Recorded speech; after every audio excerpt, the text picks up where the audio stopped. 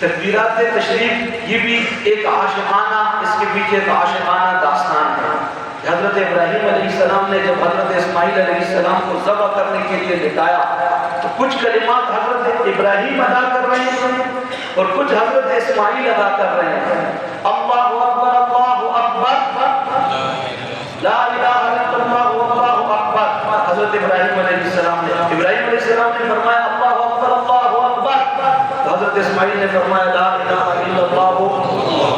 اور جب چری چلائی اور حضرت اسماعیل کو اللہ نے بچایا تو جبریل اور سامنے وہ مینڈا ذبح ہوا تو جبریل علیہ السلام کو تو پتہ تھا اور حضرت ابراہیم اور حضرت اسماعیل کو نہیں پتہ تھا کہ کیا ہو رہا ہے۔ ابراہیم علیہ السلام کو تو بالکل نہیں، وہ تو اپنے حساب سے اپنے فرزند کو ذبح کر رہے ہیں۔ تو اب جب ذبح کا عمل مکمل ہوا اور اللہ تعالیٰ نے حضرت اسماعیل علیہ السلام کو بچایا اور اس آزمائش میں حضرت ابراہیم اور حضرت اسماعیل علیہ السلام دونوں کامیاب ہوئے تو سامنے کی منظر دیکھ کر جبریل علیہ السلام خوشی سے ایسا نعرہ لگایا اللہ اکبر وللہ الحمد۔ اس داستان کو بھی اللہ نے زندہ کیا۔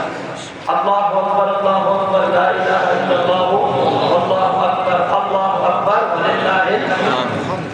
9 ذی الحجہ، کل ہمارے لیے 9 ذی الحجہ ہے، فجر سے کل ہفتہ والے دن فجر سے 9 ذی الحجہ فجر سے شروع کریں گے اور 13 ذی الحجہ کی عصر تک۔ اب ہفتہ 9 ہے، 9 10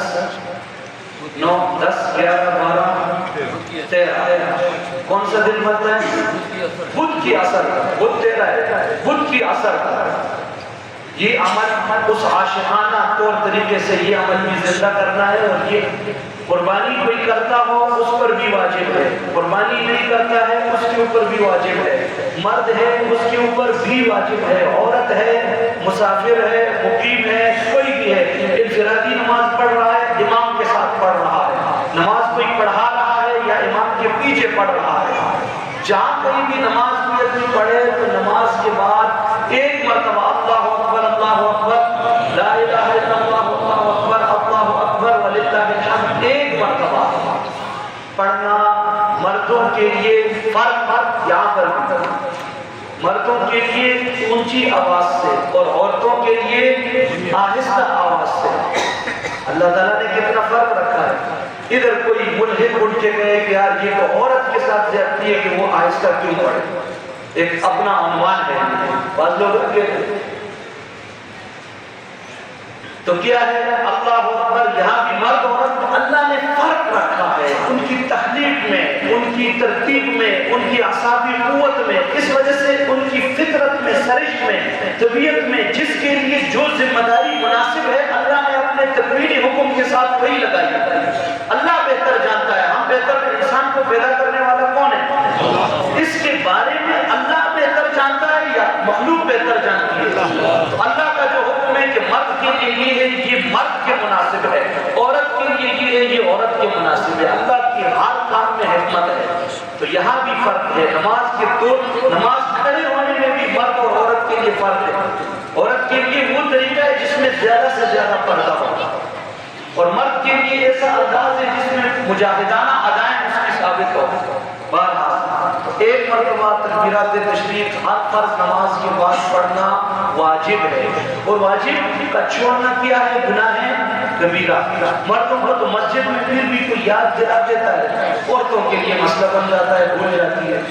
تو گھروں میں جہاں نماز پڑھتے ہیں وہاں لکھ لگا لیا جائے کہ یہ تکبیرات پڑھنی ہے اور یہ واجب ہے۔ اچھا ابھی نماز پڑھی اور یاد نہیں آیا، تاخیر ہو گئی اور دیر سے یاد آیا تو جو ہی یاد آ جائے اسی وقت پڑھ لیا، یہ تکبیرات تشریف کا عمل ہو گیا۔ ہر نماز کے بعد ایک مرتبہ پڑھنا کیا ہے؟ واجب۔ مردوں کے لیے اونچی آواز اور عورتوں کے لیے آہستہ آواز۔ ایک عمل یہ ہو گیا۔ دوسرا عمل جو بہت خاص اور بہت بابرکت عمل ہے، یہ جو شروع کے 9 دن ہے نا، 9 ساتھ میں 5 دن تو ایسے ہیں کہ ان 5 دنوں میں روزہ رکھنا جائز ہے۔ 4 کی تکبیرات تشریف والے ہیں، 10 11 12 13 یہ ہو گیا، اور ایک عید الفطر کا دن۔ ان 5 دنوں میں روزہ رکھنا جائز نہیں ہے، تو 10 کو تو روزہ رکھنا سے پہلے یکم سے لے کر 9 تک جتنے دن ہیں اہتمام ہو جائے، کسی کو اللہ توفیق دے زیادہ روزے رکھے، لیکن اگر سارے نہ رکھ سکے تو یہ جو 9 ذی الحجہ کا ہمارے لیے کل ہے۔ بعض لوگ پوچھتے ہیں نا کہ وہاں تو 9 آج ہے، تو میں پوچھتا ہوں کہ وہاں جب ہفتے کو عید ہے وہاں پر وہ قربانی کب کریں گے؟ ہفتے کو، ان کی وہاں 10 تاریخ جو ہے نا وہ ہفتے کو بنتی ہے، اور ہمارے لیے یہاں 10 تاریخ کب بنتی ہے؟ اتوار کو۔ تو اسی طرح وہاں 9 ذی الحجہ آج ہے، اور ہمارا جو 9 ذی الحجہ کی تاریخ ہے وہ کل ہے۔ تو 9 ذی الحجہ کا روزہ ہے، اس کا ثواب کیا ہے؟ ایک ثواب اس کا حدیث میں صاف آیا، حضور علیہ السلام نے فرمایا جو 9 ذی الحجہ یوم عرفہ اس کو کہتے ہیں، اس روزے کا اہتمام کرے گا، 1 سال گزشتہ اور 1 سال آنے والا 2 سالوں کے گناہوں کا کفارہ ہے۔ اور علماء نے اس کی ایک حکمت اور بھی لکھی ہے، اس میں ایک فلسفیانہ رنگ ہے، وہ سمجھانے کا ابھی ٹائم نہیں ہے، لیکن ایک فائدہ لکھا ہے کہ جو شخص 9 ذی الحجہ کے روزے کا اہتمام کرے گا اللہ تعالیٰ اس کو اگلے سال 9 ذی الحجہ تک زندگی دے گا۔ سمجھ آ گئی؟ یہ ایک اضافی حکمت ہے۔ اب اس پر سوال اٹھے گا کہ بعض لوگ مر جاتے ہیں، تو ممکن ہے کہ جن کی موت لکھی ہو تو اللہ اس کو توفیق نہ دے، یا پھر یہ ممکن ہے کہ جو رکھے اور قبول نہ ہو، اللہ تعالیٰ نے اس کو قبولیت کے ساتھ مارا، یہ ایک حکمت بیان کی ہے۔ اس حکمت مرنا تو ہے، یہ مرنے سے نہیں بچ سکتے، لیکن یہ جو فائدہ ہے اس میں کہ سمجھ آ گئی، یہ جو فائدہ ہے اس کا اہتمام کرے گا، 2 سال گناہوں کا کفارہ تو ہے، بہت عظیم دن ہے یہ، اس اعتبار سے یہ عمل ہے کہ ہو گیا۔ اور سب سے زیادہ جو مشہور عمل ہے وہ قربانی کا عمل ہے۔ میں نے گزشتہ جمعے کی تفصیل پر اس حوالے سے بات کی، یہاں پھر عرض کر دیتا ہوں، جو لوگ صاحب نصاب ہیں اور وہ قربانی نہیں دیتے تو بہت زیادہ گناہ کا ارتکاب کرتے ہیں۔ قربانی کے مسائل ہر شخص کے لیے جس پر واجب ہے، انفرادی مسائل تو سمجھنا فرض ہے، قربانی واجب ہے تو مسائل بھی سیکھنا واجب ہے، زکوٰۃ جس کے اوپر فرض ہے تو مسائل بھی سیکھنا فرض ہے۔ سارے مسائل کو معلوم نہیں ہو سکتے، کچھ جو عمومی طور پر لوگ غلطیاں کرتے ہیں دوہرا دیتا ہوں، مختصر تھوڑا سا ٹائم دوں گا سبقاً، میں نے قصداً یہ باتیں دیر سے کرنے کی کوشش کی ہے تاکہ سارا مجمع پہنچے۔ ایک تو یہ کہ بعض لوگ گھروں میں صرف ایک قربانی ادا کرتے ہیں جبکہ صاحب نصاب زیادہ افراد ہوتے ہیں۔ ماں گھر میں اگر والد ہے، والدہ ہے، بیٹے ہیں، ان میں سے ہر ایک الگ الگ طور پر صاحب نصاب ہے، تو ہر ایک کے ذمے الگ قربانی واجب ہے۔ یہ نہیں کہ ایک قربانی پورے گھر میں ایک حصہ رکھ لیا اور کھانا ختم۔ دیکھ لے صاحب نصاب کون ہے؟ جس کی مالیت میں 52 تولے چاندی کی قیمت ہو، اتنی مالیت کا اتنی رقم ہو، یا مخلوط چیزیں ہوں اتنی، اگر آپ ملائیں کچھ سونا کچھ چاندی کچھ پیسے ملائیں اور اس کی رقم 52 تولے چاندی کی مالیت کے برابر ہو جائے۔ ضرورت سے زائد سامان بھی اس میں شامل ہے۔ زکوٰۃ تو ضرورت سے زائد سامان پر زکوٰۃ نہیں آتی، لیکن قربانی آ جاتی ہے۔ ضرورت سے زائد سامان ہے، رکھنا جائز نہیں ہے، لیکن اس پر زکوٰۃ کا حکم نہیں لاگو ہوگا، البتہ قربانی اس پر بھی ہے۔ ضرورت سے زائد سامان ہے، ایک فریج ضرورت ہے اور ایک اضافی گھر میں رکھا ہوا ہے، گھروں میں 2 3 بار مرتبہ رکھے ہوتے ہیں، تو اب ایک فریج کی مالیت کریں اگر آپ 50,000 اور 50,000 کسی کے پاس کیش ہے، یا کچھ چھوٹا سا ایک زیور ہے وہ اور ایک فریج اور تھوڑی سی رقم آپ ملائے، یہ 1 لاکھ روپے بن گیا، تو نصاب جو ہے وہ تقریباً 90,000 کے لگ بھگ۔ اس اعتبار سے اگر میاں کے پاس ہے، بیوی کے پاس ہے، الگ الگ اتنی مالیت، تو ہر ایک کے ذمے الگ الگ یہ قربانی واجب ہے۔ ایسا نہیں ہے کہ ایک قربانی کا حصہ کاٹ لیا اور سب کی جان چھوٹ گئی، اس طرح ممکن نہیں ہے۔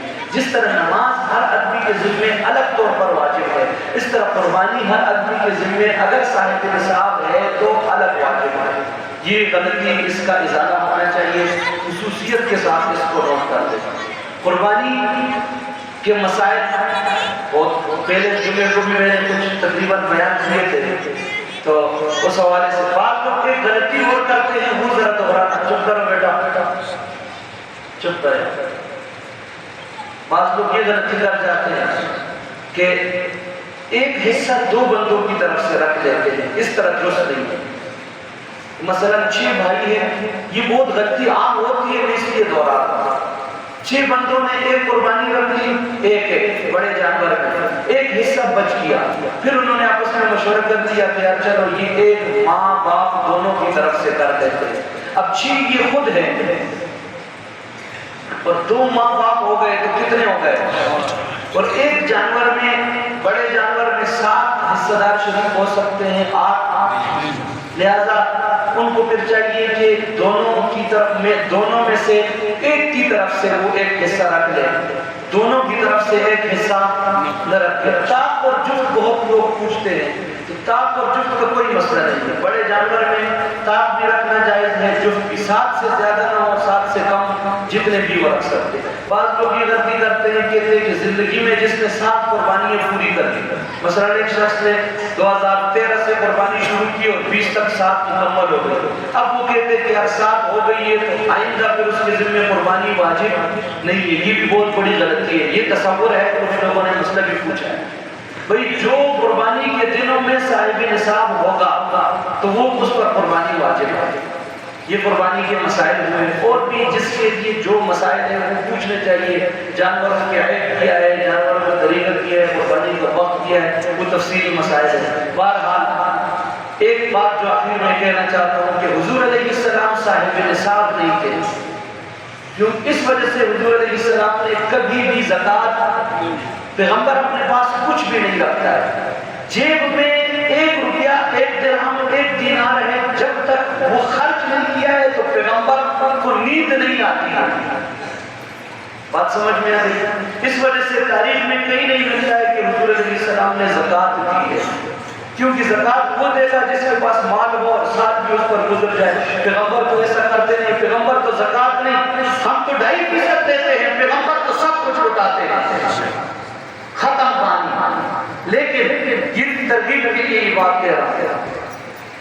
اب اس کے باوجود کہ حضور صاحب نصاب نہیں ہے، ٹھیک ہے صاحب نصاب نہیں ہے، لیکن کبھی بھی حضور علیہ السلام نے قربانی نہیں چھوڑی ہے۔ اس سے آپ اندازہ لگائیں ہم اپنے لیے ٹچ موبائل کتنے کا خریدتے ہیں، قربانی پہ نہ مر جاتے ہیں۔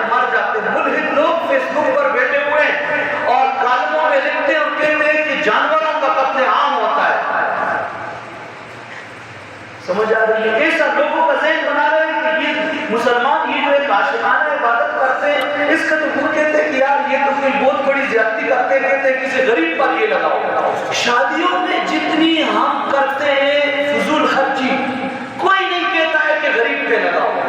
10 موبائل ایک گھر میں رکھے ہوئے، اگر آپ گن لیں میرا جملہ غلط نہیں ہوگا، ایک سے بھی گزارا چاہتا ہے، ایک بندے نے 2-3 ایک موبائل 2-3 لاکھ روپے کا، اس پہ کوئی نہیں چیزتا ہے اور کوئی پریشان نہیں ہوتا ہے۔ قربانی کا چھوٹا سا عمل آتا ہے، اللہ تعالیٰ کا انسانیت سے حق تو یہ بنتا تھا کہ اللہ تعالیٰ مانگتے ہیں کہ 2 اپنی اولاد کی قربانی دے سکتا تھا، کوئی بھی نہیں دے سکتا، 2 کوئی بھی اس کے لیے۔ حضرت ابراہیم تو اس میں سرخرو ہوئے، مجھے اور آپ کو کہتے کہ اپنی اولاد ذبح کرو، کر سکتے تھے، اتنا اللہ نے کرم کیا کہ اولاد سے کہانی کو اللہ تبارک و تعالیٰ نے مال میں رکھا۔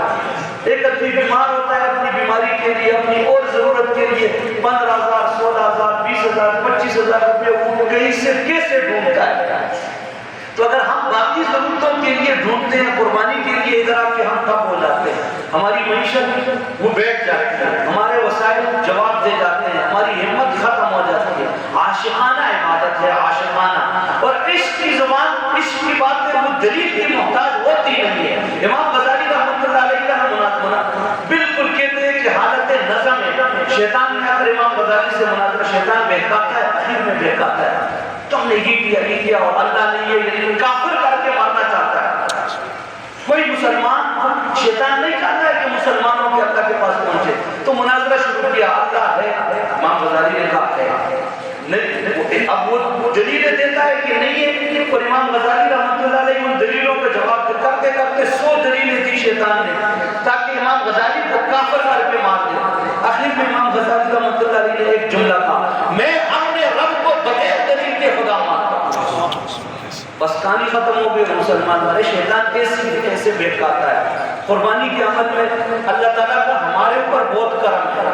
ہمارے اس بیٹ پر اس علاقے میں اگر آپ دیکھیں، آپ کو یہ رونا یہ میرا خیال ہے مناسب نہیں، ٹھیک ہے؟ قربانی کا اہتمام کریں، گھروں میں جتنے لوگوں پر قربانی واجب ہے وہ قربانی کا۔ اور ایک حدیث سنا کے ختم کرتا ہوں۔ حضور علیہ السلام نے فرمایا جس کی گنجائش ہو اور اس کے باوجود وہ قربانی ادا نہ کرے تو حضور علیہ السلام نے اتنی نفرت ظاہر کی، فرمایا لا یقربن مصلانا، وہ ہماری عیدگاہ میں نہ آئے۔ اور اس میں اتنی تاکید کی ہے، نہ آئے کا ترجمہ میں نے ٹھیک نہیں کیا، اس کا پورا ترجمہ آپ گرامر کے مطابق کرتا ہوں۔ حضور علیہ السلام فرماتے ہیں لا یقربن، ہرگز ہرگز ہرگز ہماری عیدگاہ میں نہ آئے۔ اتنی نفرت کا اظہار ہے جتنا آپ سوچے۔ اور پھر قربانی ہے کیا اس پر منت کیا ہے، یہ اگر آپ سوچے یہ تو اللہ تعالیٰ کو پانے کا ذریعہ ہے، اللہ کے قرب حاصل۔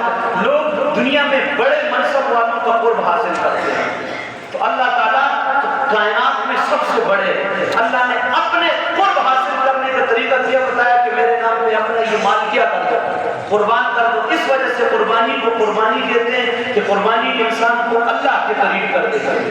تو کوشش کرے کہ قربانی میں کسی قسم کی کوئی کوتاہی نہ ہو۔ اللہ تبارک و تعالی عمل کی توفیق نصیب فرمائے۔